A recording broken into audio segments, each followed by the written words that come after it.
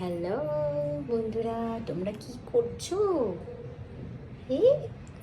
তিন্নি ঘুমাচ্ছিল, তিন্নি উঠে পড়েছে, তো হয়ে গেল আমার রান্না, তাই না তিন্নি? এবার তিন্নিকে স্নান করাতে হবে, কত কাজ আছে, কি করে করবো বলে তো মাম্মাম, তুমি উঠে পড়লে। আজকে আমাদের কি রান্না হচ্ছে মাম্মা?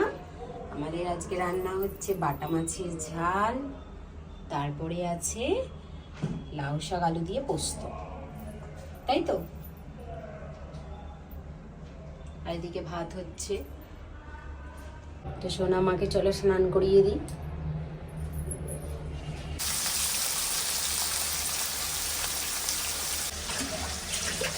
চলো, হয়ে গেছে। না না না না, ওপরে না না না নো।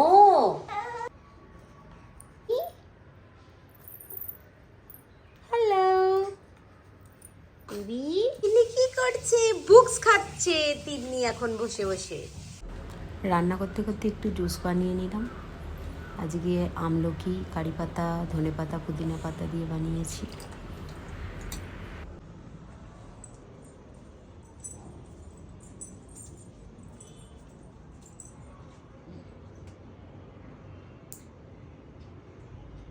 ধরো,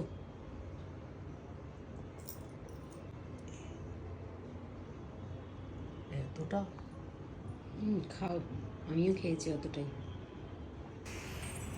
তো এগুলো এনেছে শিঙি মাছ, এগুলো আর আজকে হচ্ছে না, এগুলো পরে হবে।